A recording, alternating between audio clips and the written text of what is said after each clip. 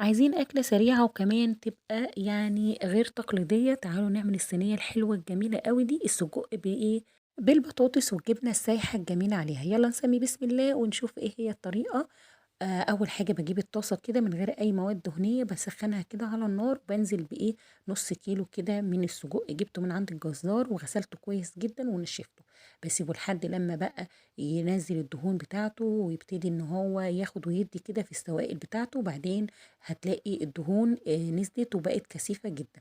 اقعدي قلبي فيها كل شويه كده لحد لما تلاقيه استوى معانا، وكمان نزل كل الدهون اللي فيه. زي ما انتوا شايفين كده، هو ما بياخدش وقت خالص، هو بيستوي بسرعة. فهبتدي بقى ان انا اخد السجق من غير الدهون اللي هي نازلة منه دي خالص. وهبتدي ان كمان اصفيه من اي ايه قطع، لان انا قطعت السجق قطع، فابتدى ان في حتت كده نزلت فيه. هبتدي ان انا اصفيه كده، هو مش هزود اي مواد دهنيه، وهحط 3 معالق من الدقيق. ممكن تزودي لو المواد الدهنيه عندك كتيره. تمام. هعمل بقى صوص كده من طعم السجق اللي نازل كده في الدهن ده بتاع السجق، وفي التوابل بتاعته هعمل بقى ايه؟ صوص بشاميل. ليه هعمل بقى صوص البشاميل؟ عشان نحط فيه الجبن اللي هتبقى سايحة وجميلة وهتدي طعم كده حلو قوي للسجق. نزلت بكوباية وبعديها نص كوباية ونص من اللبن، وهنزود نص كوباية كمان لو لقيتي ان الخليط تقيل معاكي. زودي نص كوباية، وممكن ايه لكوباية من المية، او لو عايزة تحطي لبن حطي. هحط بقى ايه؟ ملح وفلفل اسود. وممكن تحطي مكعب مرقة. بس نظبطي ايه الملح عشان ما تزوديش، عشان ما يبقاش حادق، لان ايه السجق بينزل الملوحه اللي فيه. ورشه جوز الطيب كده بتديها ريحه حلوه قوي وطعم. وانزلي بقى بشويه جبنه موتزاريلا على قطعتين كده من الجبنه الرومي. لو عندك شيدر حطي، ما عندكيش حتتين جبنه رومي بتديها طعم حادق كده شويه، وبتديها طعم الجبنه الرومي مع الجبنه الموتزاريلا، عشان هي بتبقاش ليها طعم قوي. باسيب الصوص بتاعي كده لما يسخن، وكمان الجبنة تسيح معانا، لأن الجبنة بابقى مطلعاها من التلاجة فبتبقى لسه ساقعة شوية. وابتدي ايه؟ لو عايزة تزودي جبن زودي، دي حاجة ترجع لك برضك.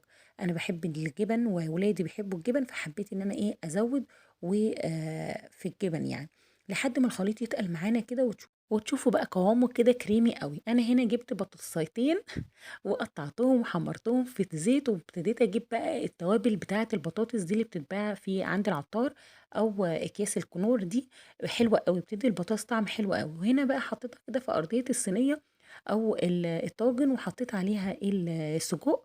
وهبتدي انزل الخليط الكريمي ده الجبنه عليه. ممكن تحطي يعني ما تعمليش الخطوه دي وتحطهم كلهم على بعضهم وتقلبيهم وتروحي حطاهم في الصينيه. بس انا حبيت ان ايه؟ احط البطاطس من تحت والسجق، فالسجق بقى ينزل على البطاطس، والصوص الكريمي البشاميل ده بيبقى تحفة تحفة تحفة بصراحة.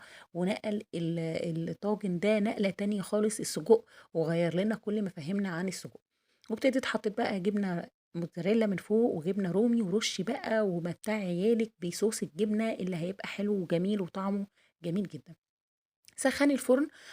يعني سخّني الفرن وشغّلي بقى من تحت ومن فوق، أو شغّلي هو كل حاجة مستوية، شغّلي من فوق عشان تدّيها طبقة الجراتان دي حلوة أوي، وتبقى طعمها تحفة. مش قادرة أوصف لكم طعمها عامل إزاي، العيال كانوا مبهورين بيها.